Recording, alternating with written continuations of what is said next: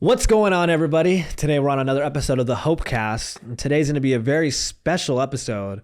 For one, you're going to get an update on what I call the July massacre, where I almost basically died, became like a half vegetable, and a lot of things happened in my life. And I know a lot of people want to know kind of like what happened, what did I learn from it? And hey, look, I'm alive.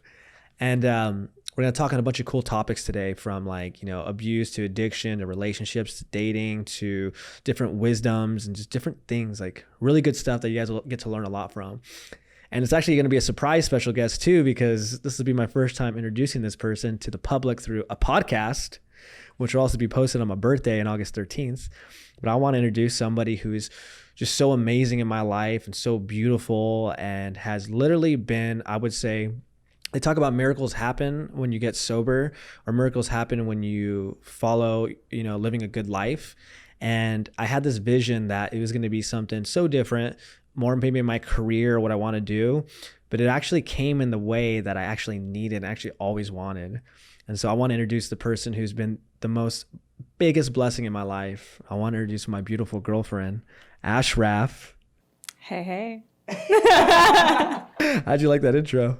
That was wonderful. Yeah. I'm flattered. Yeah. I like it when you're flattered.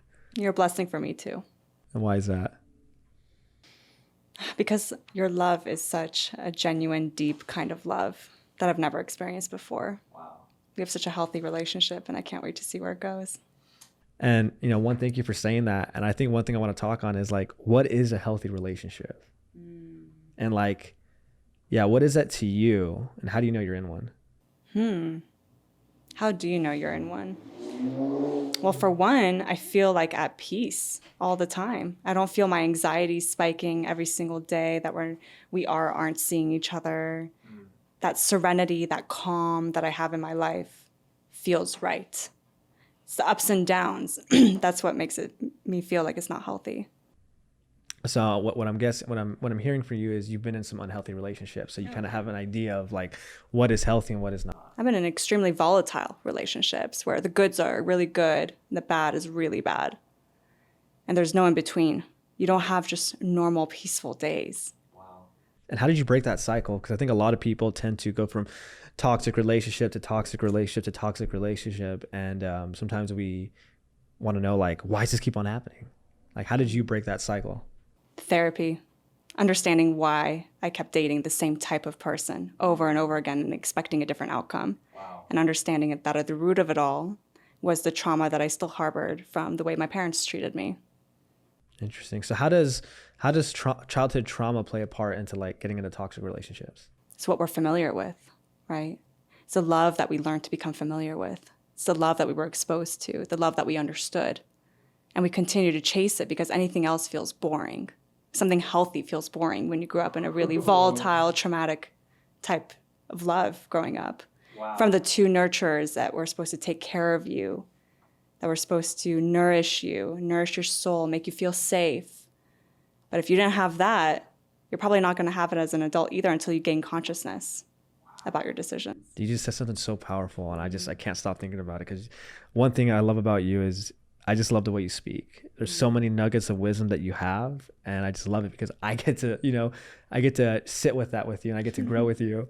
And you said that healthy can seem boring.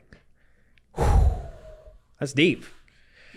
Because what I hear from that is like, imagine how many people like ourselves and others have maybe had a healthy relationship but walked away from it just because it was boring, or we just didn't see it, right? Because it's not chaotic, right? I know, like me, I love the chaos. That was my thing. I love chaos, like walking on eggshells. So my relationships in the past, I would always feel like I'm walking on eggshells, but that was familiar. If anything, I was comfortable to walk on eggshells. To not walk on eggshells is like, this is not for me. Yeah. We mistake chaos for passion. Oh my gosh. And passion is not always healthy. Ooh, mistake chaos for passion, and passion is not always healthy. I've never heard you say that. Look at that. Oh, I love doing this with you right now. I get to grow with you. No, that's amazing though. And I'm really happy that you're able to break that cycle and to, give yourself a chance to heal and to experience something that is healthy. But that's only because of you. I could have done all this work on myself and still end up in a relationship where the other person was not willing to have a healthy dynamic with me. And you could have sent me right back into my cycle of triggers and traumas and chaos very quickly. So it takes two of us to both want a healthy relationship and to both focus on communicating in a healthy way so that we can continue to grow and heal together. I love that. And thank you for pointing that out. You know, I think you're right? Because communication is key, but communication without action, that's what it takes. Or communication without action, then it's pointless, the communication. You got to be able to communicate it and then have the actions follow, because, you know, we can talk a good talk. Of course I'm going to change. Yeah, no, I get it. I hear you. But then you see and there's no action being put into play. At that point, it's pointless. Words are meaningless without the follow through. That's true. Yeah, because intention's not enough. Ooh, intentions. That's another big topic too, right? How good intentions can still, or is that, there's wisdom, right? Good intentions could pave the way to hell. And understanding that, you know, sometimes if your intentions are pure and good, though, it can still cause trouble. So hopefully that in that we can learn. I like what you just said. Good intentions can pave your way to hell. Explain that to me. Yeah, I mean, think about it. A lot of times we can have good intentions and it can hurt people, right? And so doing something good can still cause trouble. And I mean, there's so many layers to that, right? You know, from my experience, I can say there's a lot of things in my past when I was younger and stuff like that where I had good intentions and it created a lot of chaos. One, I was just unaware that those good intentions could cause that. I just didn't know, right? Being young, I don't know. I'm just doing what I've learned. And what I've learned is to raise myself, right? I didn't have no direction from my dad to know what's right and wrong, in a sense of like, you know, I knew not to kill and stuff like that, but like just day-to-day things. And so I've learned in my life that, you know, being aware of maybe something that you did that caused trouble, to be aware of that, I think is one thing, so you can change it, right? And then I think that's what it is, though. And so it's a learning process, I would say. You know, there's a lot of things that I would never think to be wrong that are wrong. I'm just grateful that I can see that and I can change that, because for a long time I was unaware of what my behaviors are doing to people, because I just don't know, right? I don't know. No one told me that this is wrong and this is not. I don't know. I raised myself. I would watch TV shows with families and stuff like that. Like, oh, this must be the ideal family. This is what a relationship looks like. This is what I do to survive. And so in my surviving, that helped me out as a kid tends to hurt me as an adult. And so that's what I mean by, you know, good intentions could pave the way to hell, you know, and I think it's a very common thing you see with a lot of people, stuff like that. So how important is it to have good intentions? Well, if you have, I think at the end of the day, it's, as long as the good intentions aren't paving the way to hell, I think it's so important to have good intentions, right? To put people's emotions and desires and wants into your forefront of your mind, to know, like, you know, people matter. People have their own feelings and their own emotions and their own experiences. So to have good intentions with what you do, I think is so important, you know, really looking at the bigger picture, right? If I am going to be with you, I better be out of good intentions. I better not be with you for a bad intention to get something that I want, right? So I think it's being aware of why you do what you do. What are the intentions behind what you're doing, right? Is it for your own selfish needs, or is it for the couple as a team, or is it for them, right? Depending on the situation. You know, my good intentions can be like with you is, all I want is for you to feel safe and cared about and seen and supported and appreciated. Like, that's my intention. I'm not using you for anything selfishly. And I can say that proudly, you know what I mean? So it feels nice to be able to share time with you and be with you, because I know deep down in my heart, I have good intentions. I'm looking out for not only you, but for us, and anything that's important to you is important to me. You know, it's, that's just my frame of work, that I look at things like that. And I appreciate that, because I feel the same way about you. Your joy, your pain, I feel it all. So it's important that we cultivate that safe and happy relationship with each other, where we can be the most vulnerable versions of ourselves. Yeah. And I think it's like, and I want to talk on the vulnerability topic too, you know, and again, it's something like I said recently, right, is your love life will dictate your soul life. And I define the soul as your inner self, right? You know, we know when I'm in a toxic relationship, everything around me is just, I just can't be myself, or falling apart, more irritable or discontent. You know, so it's like choosing your love life, I think, wisely, because we're allowing the deepest form of intimacy to come into our life. And so basically you're opening up your mind and your heart to take in whatever you're getting from that, right? Like if, if the relationship's not adding value to you, then why are you in it? Because if it's not adding value, then you're just devaluing yourself, and it's going to affect everything, right? You can start doubting more anxiety, more insecurities, more fears if you're in a toxic relationship. And if you're in a healthy one, you start, like for me with you, the one thing that I love so much about you that, I've tried so hard to find in myself, but I guess there was this other ways of it happening I just didn't know, is you make me feel so secure in myself. You know what I mean? And it's a beautiful thing to have, because I see it affect my day-to-day life wherever I'm at. A sense of self-love that's deeper than ever that I've had, a sense of higher self-esteem, just being around you. Yeah. It's a very holistic feeling. I think when you're in a good relationship, it leaks into every aspect of your life. And when you're in a bad relationship, it leaks into every aspect of your life. You can't treat anything in a silo. This relationship doesn't exist by itself in a void, in a vacuum. And I think, you brought up something, just how your self-esteem has been improved as a result of this relationship. I can say the same for myself. Even just driving in my car, running errands, I can feel this change within me, knowing that I have one person who sees me for who I really am, who accepts me for who I really am, and still loves me through the good and the bad. There's a sense of peace of mind that I get with that, just in my day-to-day life. It's one less element of chaos that's in my head now. And I get to use that energy to focus it on things that bring me more fulfillment in life. Wow, that's deep. So that's thanks to you. Thank you again for sharing that, because you do the same for me. You allow me to feel a sense of, I like how you put that, right? Like it's like a part of my brain that was always a fear or struggle or insecurity has been healed, and it now allows me to have more creative space for just day-to-day life and enjoy things, right? I'm not in this state of anxiety constantly now, and it's nice to experience that. Tell me about how it's affected the way that you view your life goals. How has it impacted the weight and the importance of certain external goals that you may have had before? Yeah, being with you has taught me experiencing a healthy relationship and the love that you've given me and everything, because it is an inner child wound that you're healing. Us being together, it's healing a wound that I've had deeply inside of me, and I've done a lot of work on myself, but I can only get so far alone, right? I have my team of people like my therapist or stuff like that, but I've learned in a relationship a form of healing takes place. You know what I mean? In a very healthy way. It's not like I'm dependent on it. It just happens. And I've noticed that like external things that brought me a sense of validation or importance or a sense of that I matter have lost its power. I don't need those things, because when I need those things, I burn out. When I need those things, I neglect myself. When I need those things, I'm tired, I'm restless, even if they're all positive things, because that's what I chase, is positive things, helping people and doing events. But with you, it allows me to look at those things and be like, I don't have to force those things anymore. I don't need those things anymore. I don't have to do every single thing now. I can pick and choose and trust that if this is meant for me, it's going to happen. I don't have to force it. You give me the ability to have patience and acceptance and gratitude to appreciate what I have in order to actually enjoy my life, enjoy like what's in front of me, and actually experience love.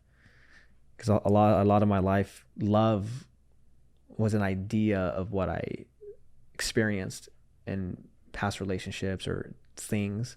But with you, it's like, what is this feeling? I've never felt this before, and it's like, wow, this is what people talk about.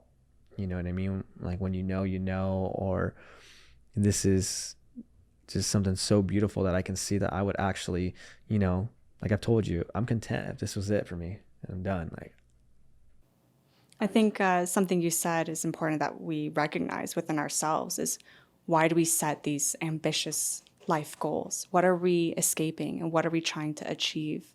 And we talked about this the other day at the beach.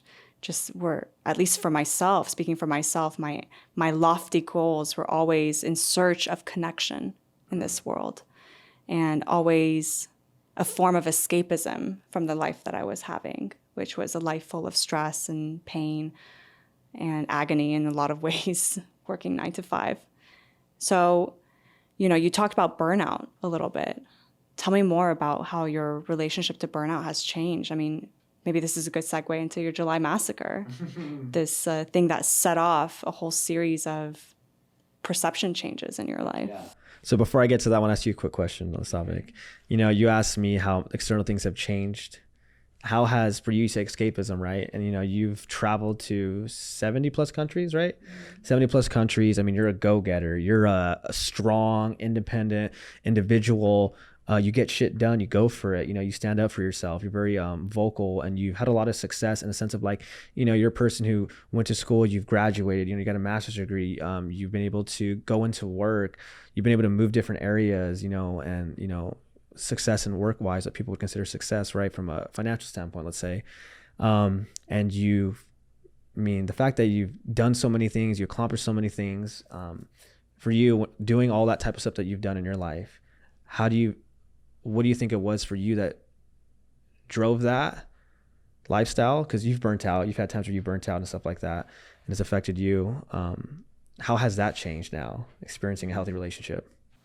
Yeah, I think it's not something I fully understood until relatively recently in the last few years, that my ambitions were driven by this thirst for validation, from a type of validation I never received from my parents. You know, feeling like my experience and my time on this planet is worth it. So I constantly felt like if I try to achieve more and achieve more and achieve more, I'll finally have this emptiness inside of me quelled somehow. But the more I did, the more I burnt out. And I just never got that feeling. I'd get it for a moment. You know, I'm traveling somewhere, I'm connecting with someone, I'm connecting with myself. I'd feel it for a fleeting moment, and then I come back into reality and it's gone. And then I'm constantly in chase of it. So now that I have this relationship, I feel myself being so much more present in the present moment, appreciating and having gratitude for all the little things, the little experiences that we can have together.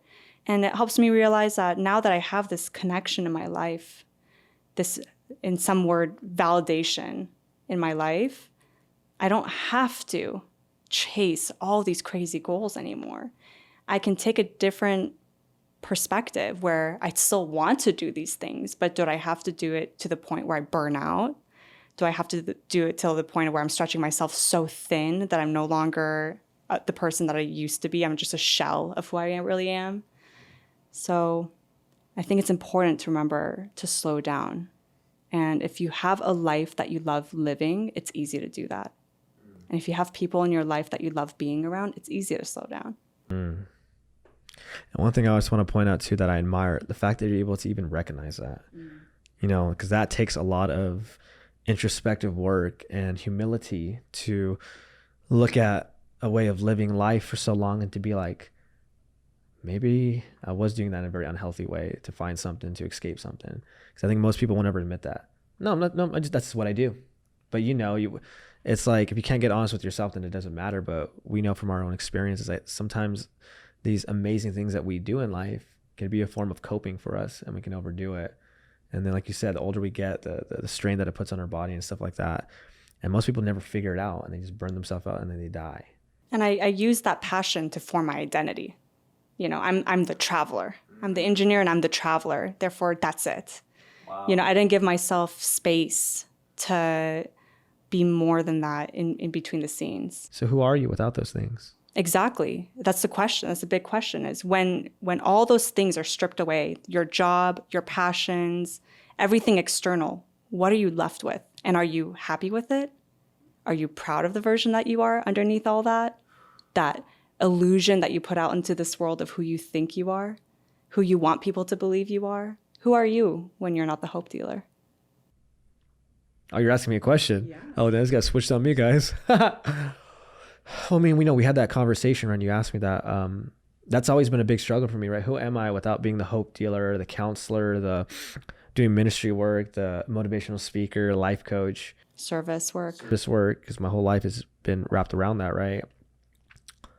I would say who I am is I'm discovering who I am little by little, right? I think I get to learn a lot about that with you, because you slowly help pull me out of the performance little by little, right? Some of it's so ingrained in me where I don't even know I'm performing, right? It's like I could think, no, I'm not performing, I'm being myself. And then I slowly get to see more of myself with being with you. I think I'm a very genuine, loving, caring person who is selfless and patient and kind and just loves experiencing a sense of connection. And that's who I am. I'm very selfless, and I know that. I know I'm very genuine. I hear it all the time. I know I'm very a loving person. I'm very kind. I'm a very forgiving person. I'm a very honest and curious person. That's who I am to the core, is those things, right? I can generally say, like, I love people and I care, and I will, no matter where I'm at. That's generally who I am. I think curiosity is such an underrated trait to have. I think curiosity for yourself, who you really are, that constant thirst of self-discovery, curiosity about why people do what they do, what makes people tick, curiosity for how the world works, how the universe works. That curiosity is what continues that drive for self-growth. It's true. You can't be curious about it and you're not going to do it. Exactly. If you're not curious about people, you won't care about people. If you're not curious of what you can do, you won't try. If you're not curious to what the meaning of life is, then you won't look. And I think that curiosity is what keeps us alive and keeps us sparked up and happy and motivated. Like, what is possible? What can you do? What was always meant for you? What really matters in this world, right? And I think one big thing I've learned a lot in life is because I went the opposite route for so many years, from addiction to all that stuff, I know what's not the truth. I know what won't make you happy. I know it because I tried it. I put myself through suffering. So I have an idea of what really matters. And to me, what really matters is love. This is all that it is. But the important thing is that you tried. To do everything wrong? Yeah, exactly. Oh, yeah. It's through the mistakes, it's through the failures that we can only grow and have some level of understanding about ourselves. It's just as important to know what we dislike as important as it is to know what we like and to know ourselves. What's been like one big thing in your life that you've disliked about yourself a lot, and then you finally came to a place to heal that thing? I think I only disliked it starting recently, but I think I dislike my relationship to overworking myself. For me, that's how I define being successful, is working myself to the bone, showing that I can, I think you wear burnout as like a badge of pride. And especially in the industry that I'm working in, it's pretty cutthroat. So the more burnt out you are, the harder you're working, the more that people revere you. But now I'm realizing burnout is not a badge of pride. It's completely unhealthy, and it's not something I need to identify with anymore to be successful, to prove that I'm a hard worker, to prove that I'm ambitious. So my relationship to the way that I'm approaching my ambitions is changing, because that's something I didn't like about myself anymore. That's why I had to quit my job. I had to break that cycle somehow and relearn everything. What type of advice would you have for people who are maybe at a job, they're unhappy, they're being overworked, and they're just afraid though to leave? They're afraid to quit their job and, figure something else out. Like, what advice would you have for them? Don't listen to your fear. Fear should never be in the driver's seat, because the second you let fear dictate your decisions, you're making the wrong decision. Wow. Have some courage to do what your intuition is telling you to do, because the universe is sending you signs and you're ignoring it. That's deep. Yeah, and it takes bravery. It takes bravery to uproot your whole livelihood and start from scratch and not know where you're going to end up or when. It's true. It's that whole fear of the unknown, right? Yeah. And uncertainty can be scary, but it could be so beautiful. But everyone knows how to start from zero and build yourself up. I mean, look what you've done in the last 5 years. You were homeless, you experienced so many setbacks in your life, so much confusion, and you're able to accept so many blessings because of it. Just tell me more about that. Making a comeback? Yeah, exactly. Starting from the ground up. Yeah. It was one of the hardest things I've ever done. Right? Sometimes I forget how hard it is. But it was scary, when I was And I remember, like I told you, I basically like lived in the shower for like a month on drugs. That was like my safe spot. I didn't really see sunlight, not working, not showing up, calling out, seizing out a lot. No money, just stressed out and living in fear and sitting with my thoughts of, being sexually abused, being molested, being abandoned, being heartbroken countless times. My perception of myself was an unworthy piece of shit that just life hates, and that I'm never going to be able to live freely, So, that's why a lot of suicidal thoughts were going through my head. I attempted it.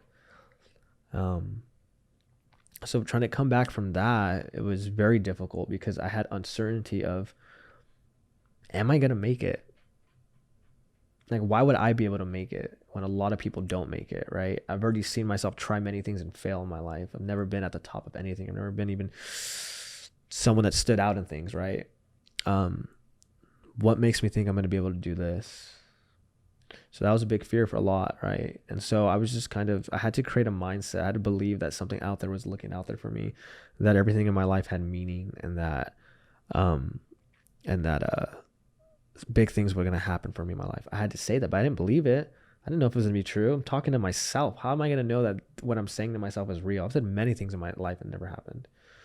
And a lot of life and people could tend to say that type of thinking is not realistic. It's not going to work. It's not logical. It's not realistic. And so it's battling those voices of people saying that or hearing that, and my own voices, because I talk shit to myself more than anybody. And so being able to come back from nothing to become something was really hard, but I had to pick people wisely in my life. I had to find a support group. I had to get honest. I had to forgive everything in my past. I had to share everything that I've been through with people. I had to admit my insecurities and my issues. I had to allow people in my life to know who I am, because I have a fear of abandonment and rejection. So I had to allow people. I had to face day-to-day things that were so scary each and every day.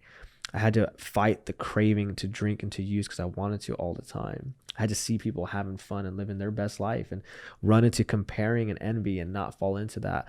I had to have relationships try to come into my life because, my codependency, I had to say no and go celibate and give up sex. I mean, so many things I had to do.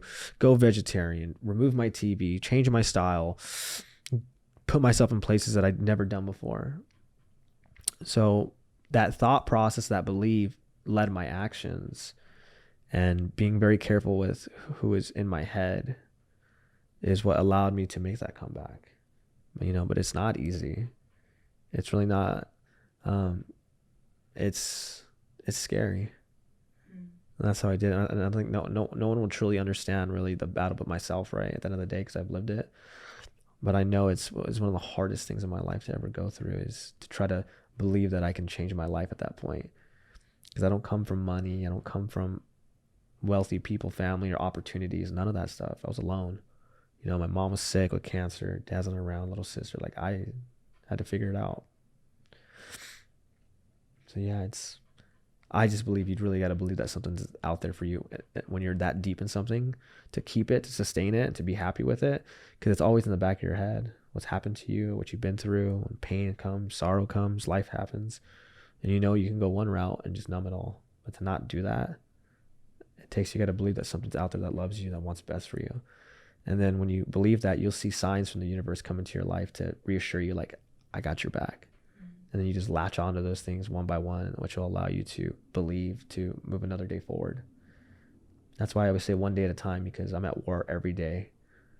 Inside my mind, there's a war going on every single day. And I'm one decision away from being back. And if I go back, I ain't coming back. And that's just the truth. Well, you have a support system now that won't let you go there. Yeah, who's that? Me, among many other people who love you. I know you are. Amazing. So tell me about your last month. The July massacre. So what everyone's been waiting to hear about. So I called it the July massacre because it was the worst month of my life, aside from my addiction, right? In my sobriety, 5 years. From one, I'm already having, I have my own battles of my insecurities and, work stress, life stress, figuring things out, always happening, family health. And then my cousin died, July 7th from a freak accident, having a seizure at the gym. She had a brain aneurysm. It was the first death in our close family to happen. She's young. So it wasn't like it was an expected thing to happen. And, when that happened, the shock of it, I believe, I didn't realize how shocking it was to go see her in the hospital and see my nieces there, my aunt. It was just weird. I didn't know how to process it. It was so fast. It just happened. And, from that scenario, I went to, from there, let me not process it. it was your birthday, right? The next day. And so for me, again, because this is how I am, I want to be there for your birthday. You have friends coming in and stuff like that. I wanted to meet them and stuff. And so I had to shut that part off to be present. And because I was not going to bring it up there. I'm not going to meet people. Hey, guess what happened in my life? I didn't want to do that because I know what that would look like. I don't want to turn it on me. And so, did that. And I think from meeting new people, there's always stress that comes with it. So I think just that stress on top of that stress. And then, the next day I have a grand mal seizure in my car, and you saw it, you experienced it. You got to see me, 5-minute seizing, 2-minute not breathing. It was what happened to me, which, we believe is stress induced.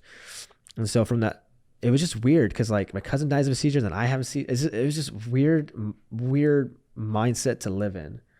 I would never expect to be in that mindset. I never read books and being in that mindset. It was just a weird experience to live in. There was a lot of fear because I couldn't think the same, or I couldn't remember things, or talking felt weird, or being in places felt weird. I wasn't driving. I couldn't read stuff. I was getting like weird headaches and like spacing out. I was afraid that I'm never going to be the same. And the fears that popped up with that were like, what am I going to do for work now? I don't feel connected to anything now. I can't do what I love to do and help people because I can't think. And are you telling me that I experienced for the first time a healthy relationship in my life and it's taken away from me now because I can't even enjoy it? It was a fear of like, why is this happening to me? Why would this happen to me at this time? Like, what did I do to deserve this? Or what's the lesson in this? But I just couldn't figure it out, and it was 2 weeks in that mindset. And then the third week when I go back to work, or before that, in that 2 weeks, somebody from my community, the funeral is there. So I'm at the funeral still like all in my, I can't really function. And someone else is dead. I'm just like, dude, I can't handle this. And it felt weird being there. And I was like, I've never felt weird being here. What's happening? And then the next week after going back to work, the first day was hard, but I was still having like colonic seizures, which was my body jerking and stuff like that. Still spacing out when we're having conversations and stuff like that. I was just scared. I was just ready to go, you know what? Fuck. I'm just not going to be able to be myself anymore. The things that I love doing, I'm going to have to give it all up, including the relationship. I thought I can't be this half person in a relationship. All these things are going through my head. And it was very sad because I'm like, man, I've done so much work and I've done so much to change my life and all these things I've been through, and this is happening. I'm not even 30 years old and this is happening. It just didn't make sense. And then the week after that, run into a situation, and then another person I know dies, and I'm still spacing out and stuff like that. It's just a weird place to be. For a month, I kind of wanted to give up on life. If I was going to be like this, I was going to have to, in a sense, right? I just couldn't do this anymore. I just was worried. I didn't know what I would do, and then it just felt so selfish to be in that because my cousin just died.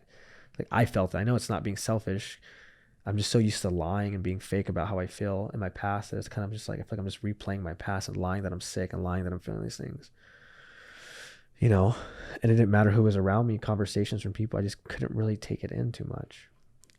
So yeah, it was a very wild month of fear and pain and uncertainty that I've never experienced. And it's made me really view life differently now that I'm better now-ish. I don't want to waste my time. I don't want to chase things anymore. I want to cherish what I do have in front of me. I want to really care what's in front of me. I really want to invest in what's in front of me. I don't want to have gone through everything that I've gone through just to lose it. So how did that experience affect your priorities in life? It's changed everything. I don't care about doing so much now in my career. I don't care about having to be liked. I don't care about having to be at every event. I don't care about building new relationships constantly. I don't care about being seen or validated as much anymore. It's not worth it. I just want to look at the people that I do love me that are going to be gone soon to make time for, like my mom. I want to be a better brother to my sister because she's my sister. You know, at the end of the day, we're going to have each other. She's a good sister. And look at certain people in my life who do invest in my life friendship wise. Like, who's really investing in my life? Who's really always there? Who really reciprocates this? I want to make more time for them. You know what I mean? And relationship wise too, you know, it's taught me to feel a sense of connection that only came from me going through that scenario and seeing you be there for me and seeing what really mattered. What was I fear of losing in this process? It kind of brought this fear, showed me what really matters to me. And so my priorities just got checked, and I think I wouldn't have learned those things unless it happened. I can say that now that I'm on the other side of it ish, but so I think, yeah, I changed my priorities a lot. I think when you face death, yourself, it changes things. You see the human in you. You see how much maybe you don't want to die, right? You see that, and you really want to cherish what's in front of you because, like I said, I think the most important thing in life is love. When you know what that is, for me. I think that probably holds true for a lot of people without them even understanding it. That at the root of everything they're trying to achieve is love. Yeah. Mm-hmm. And I think some people just don't know it exists. They don't know how powerful it is because they don't know what it is. They never had it. But when you truly have it, it's a feeling that you experience with somebody, and then it's experiences that come with it. And you're just like, whoa. Yeah, it's been amazing. I'm proud of you. You've come so far in such a short amount of time in the last month. I mean, it's exactly a month today that you had your seizure. Wow.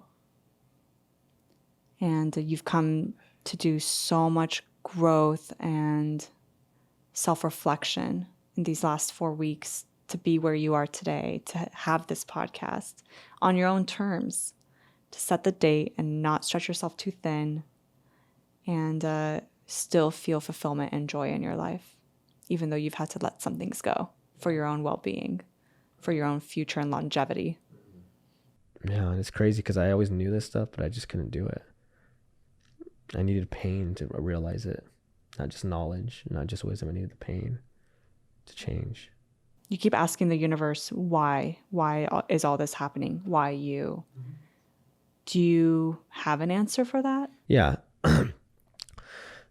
My belief that's getting me through this is the universe knew that I had to experience that type of month for me.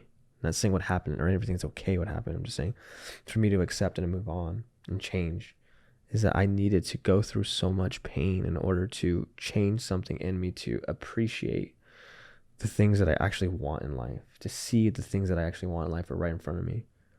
You know, to take me off that hamster wheel, to not chase anymore, to just allow the things in front of me.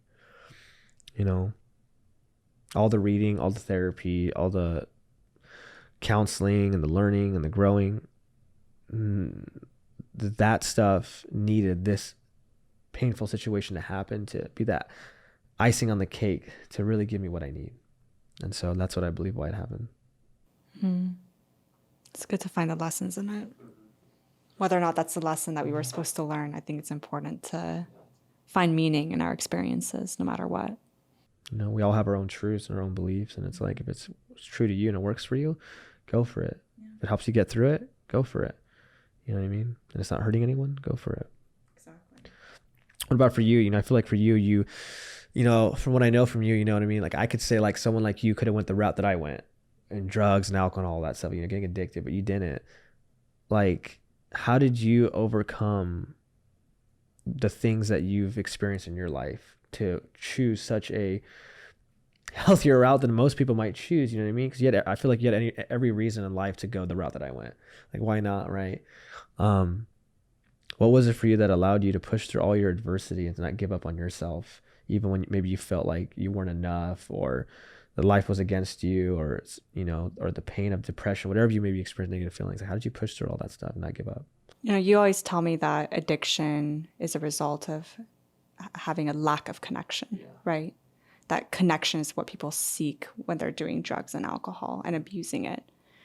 Fortunately for me, I had one thing tethering me, which was my grandmother's love. She's the only person that validated my existence. She's the only person that made me feel heard and seen and worthwhile.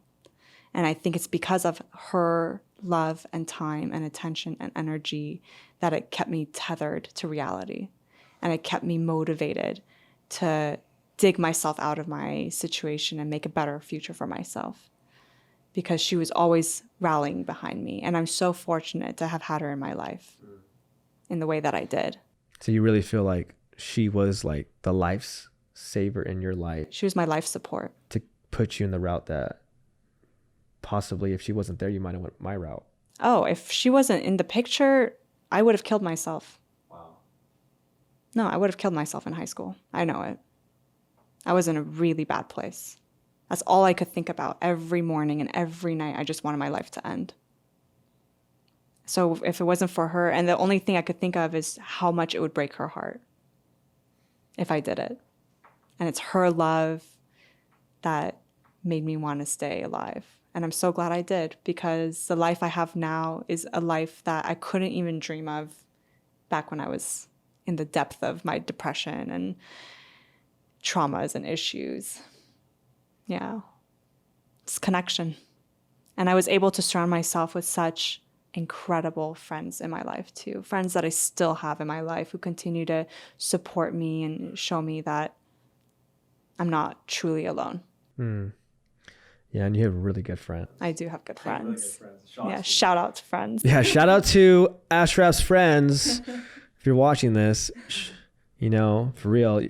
Like when I met your friends too, it was a very like shocking experience for me to see so many people together and get along, to see the genuineness in them and the compassion in them and the care in these individuals.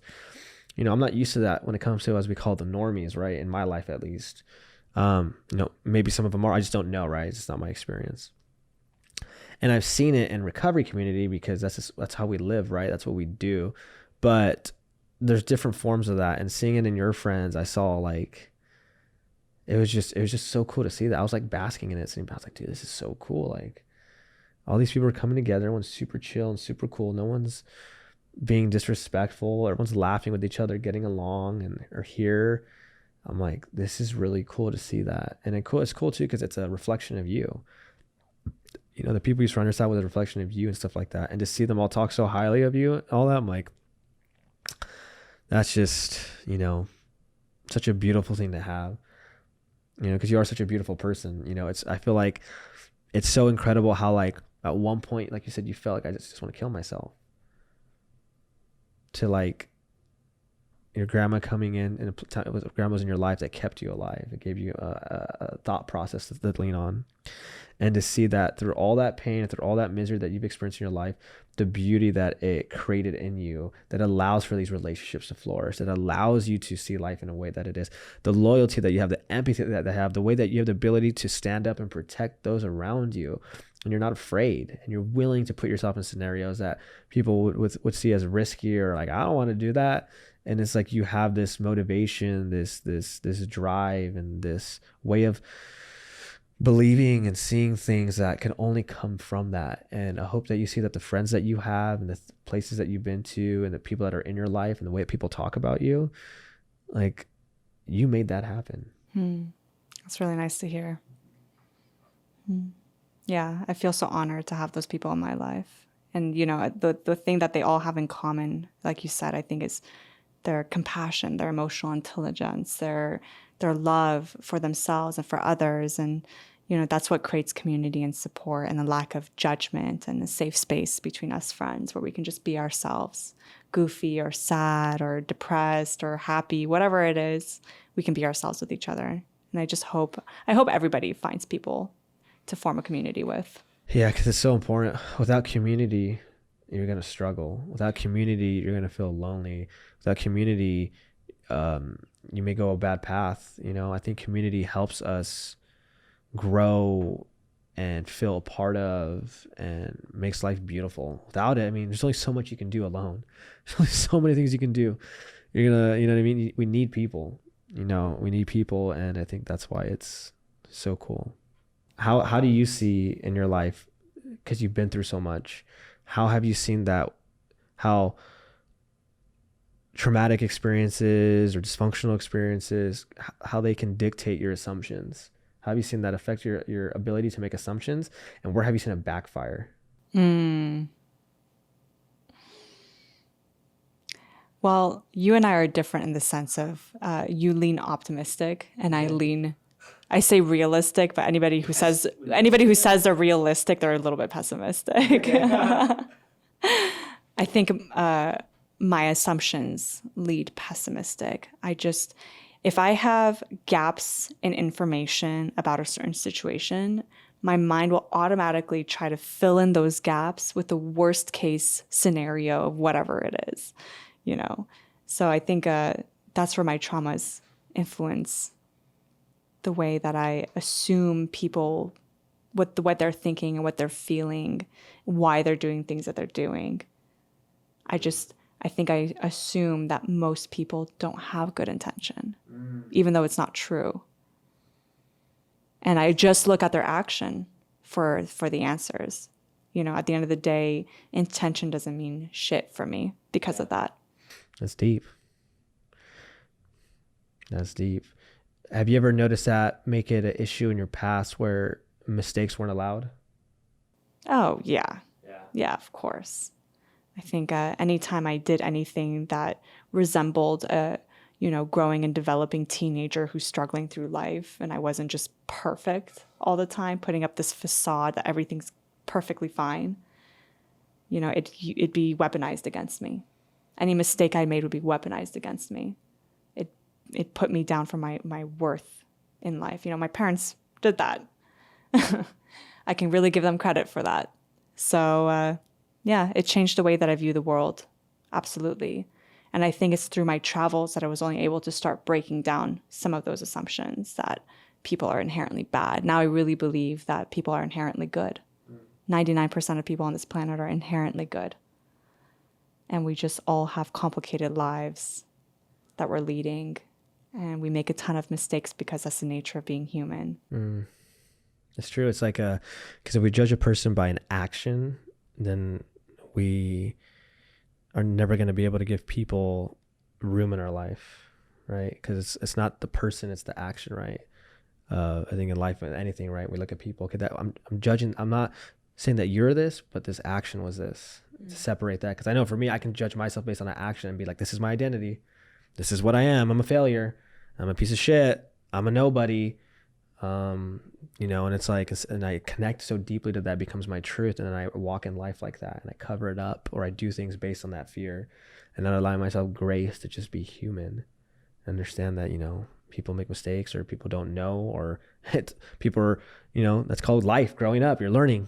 You're going to make a mistake. You're going to fail. This is going to happen. It's about getting back up and learning from it so it doesn't happen again. I think you made a really profound point that needs to be highlighted is you are not your actions, and that we shouldn't judge somebody's character just off their actions. Because like you said, it doesn't give them any room for growth. It doesn't give them any room to change in our eyes and to be a different version than what we have assumed them to be based off of maybe a few bump-ins and a few bad interactions. Maybe they're having a bad day. Maybe something happened in their personal life, but we'll never know. And we don't need to know. I think that's where giving people grace is one of the most difficult things to do, but it's important for building healthy dynamics. And it allows that safe space to make future mistakes, even like little ones, small things like, because, the smallest mistake can be such a huge mistake in our eyes, in our heart. To not be perfect in a scenario, we can think, everything's over. I messed up. I didn't show up on time, or I, couldn't make it to this thing last minute because I'm tired, but I'm scared to say I'm tired. I got to go. I got to be here. I got to do this. I can't mess up. Oh my gosh, what this and that. And it's just like self-destructive at that point. So I think it's really important to not make assumptions, right?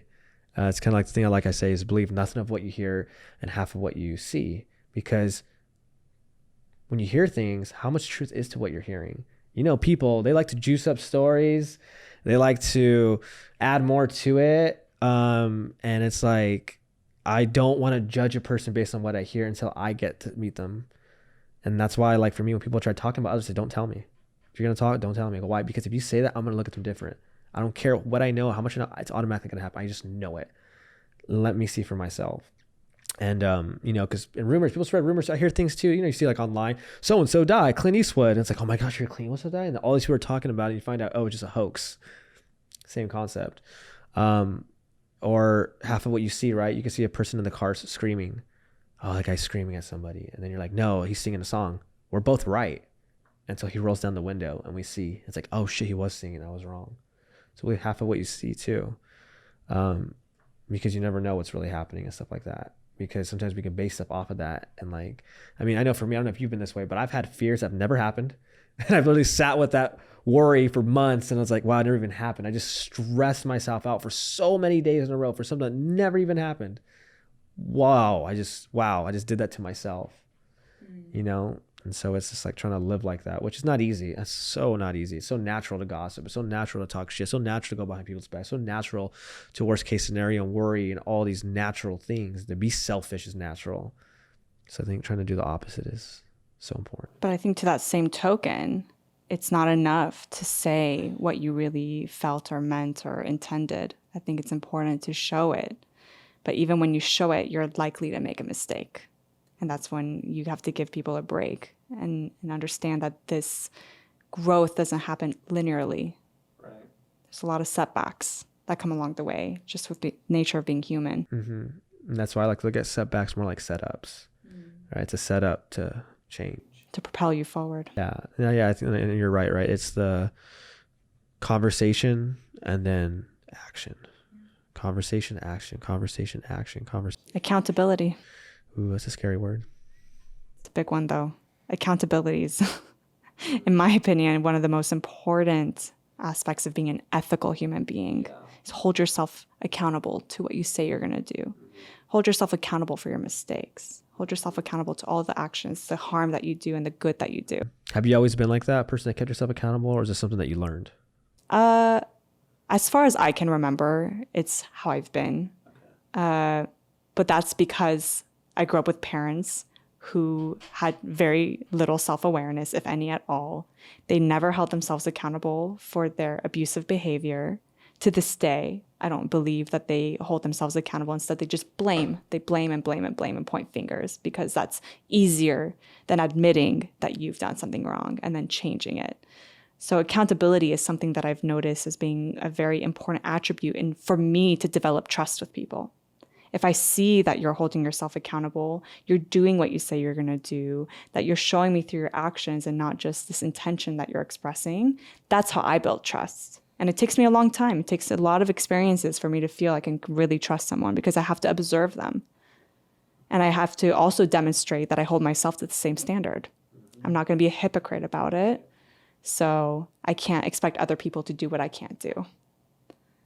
And that stuff takes time. Some people just have an inherent level of trust for people and I don't. So what's one of your insecurities that you thought were true and you realize are not? That I don't know how to be in a relationship and that no one will ever understand me because I'm the broken one. Because I would never really have a sense of feeling connected to the people I'm with. And I always blame myself and, in the past, and there's a lot of parts that are myself. I'm not taking that away. I'm not saying it's all of them. No, I had a lot to do with it. But, it was just like, I got to a point where I was just thinking, I don't think I'm ever going to fully connect with somebody.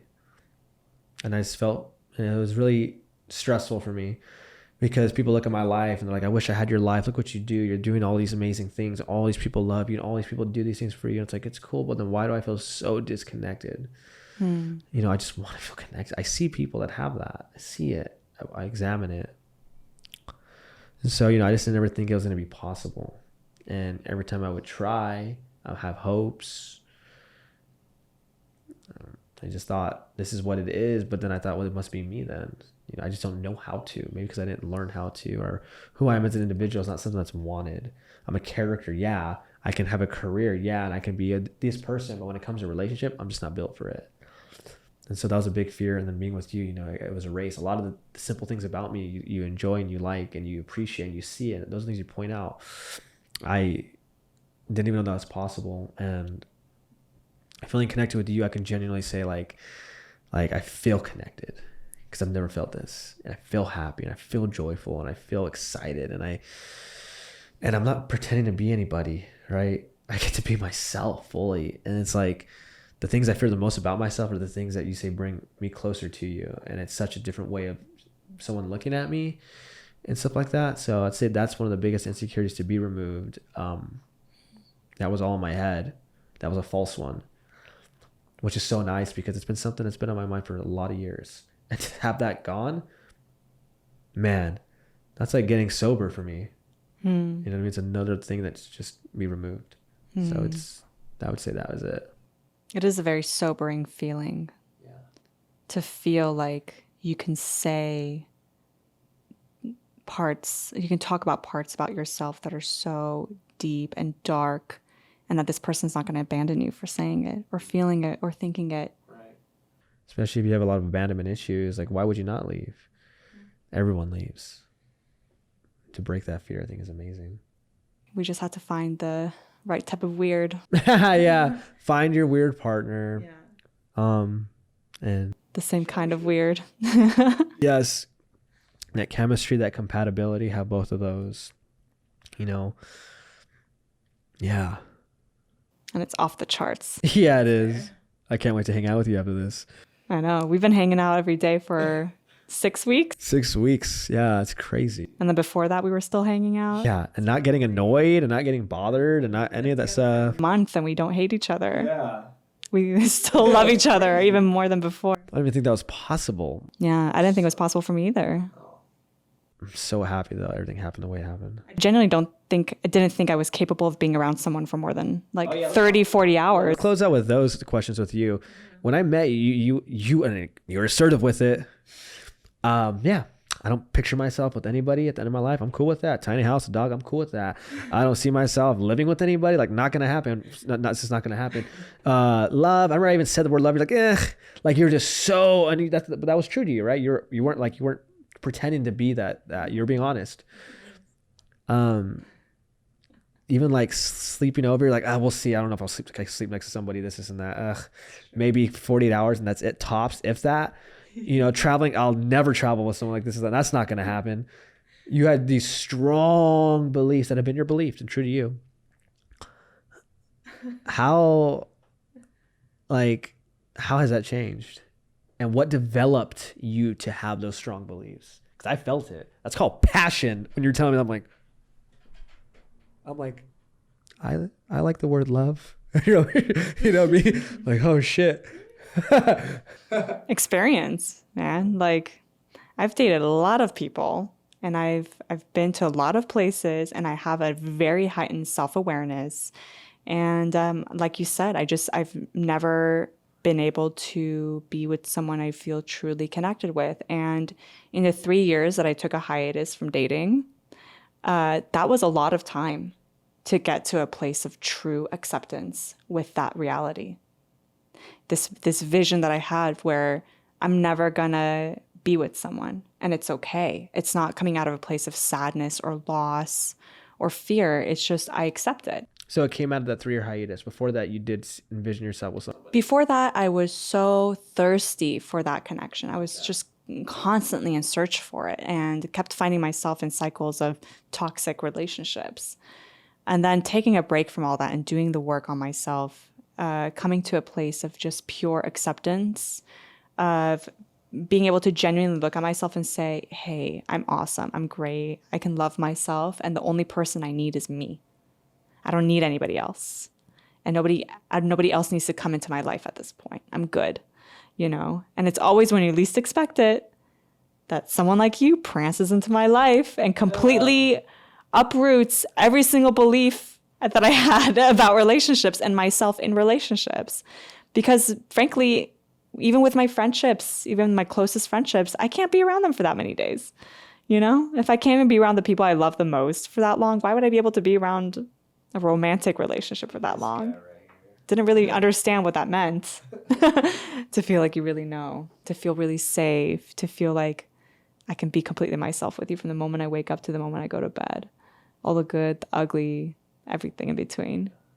But yeah, I think honestly, if it wasn't for your seizure and being forced for us to live together for over a month, I don't know if I would have learned all these lessons as quickly as I did, because I think it propelled us forward a lot in this relationship very quickly. I mean, our circumstances forced us to be the most of ourselves that we could be with each other.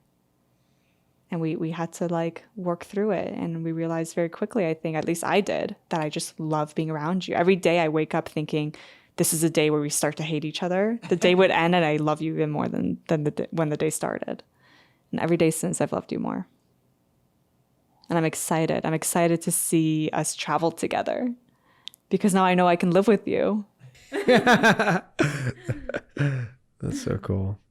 Yeah, I think it's such a beautiful thing for you to have that experience and to have that healing. Because it's because for me, from my objective view, is I saw the outside view of you saying what you truly believe about that, and then for that to shift, that like to me, like that's like I would call it a miracle in a person, going from one thing to that, and to see that, and to see how again the seizure also played a part not only in my life but in your life. Oh yeah. Wow. Yeah, I mean, that's the biggest blessing that came out of that horrific situation. I mean, witnessing that, being there for that, was one of the most terrifying moments of my life. But the most beautiful thing that came out of it is the depth of our relationship now. To be here now doing this podcast together. I know, right? Damn. It's my favorite episode. She won't believe that though, because I say it favorite a lot. That's true. I don't believe anything you say is your favorite. Ho, ho, ho. That's just to say, I don't believe anything you say. I was to say, damn, that one's going on a reel. Way to cut it out of context. But I just want to say, like, I'm just from the bottom of my heart, thank you so much for being in my life, and thank you so much for showing me the beauty of simplicity and the beauty of love and connection, because it's it will forever change the way that I experience life in such a healthy way that I've always needed and haven't been able to get, but I was so thirsty to get this sense of contentness and peace of mind and intimacy. That's all I've ever wanted as a kid. Everything outside of it were things that have occurred in my life to get me set up for this moment, or was motivated by me trying to get this. And so I'm just happy that I have it, because you're an incredible human being, and I hope that I can continue to show you that type of love that you deserve, and so then that will be all you know. And I can say the same for you. Like attracts like, and you're one of the most inspirational people I've ever met in my life. And to feel like I can really connect with the real version of you, and to see you feel vulnerable with me in ways that maybe you've never been able to be vulnerable with others. It's such an honor for me, and I hold it sacred. I really cherish it. And I'm just glad that I can be a part of your life, to see this transformation that you're going through and to experience our future together. Well, I love you. Damn, that's on the podcast. You heard it. It's real. It's real for sure. And, well, let's go out to eat now. Yeah, I'm hungry. Let's get some food, because some dim sum. She's going to try to give me some dim sum to like it. So we'll see. Usually what she shows me always ends up by liking it. You loved escargot and octopus, and you got me to love oysters and mussels. So Oysters. stay open-minded. That's right. All right.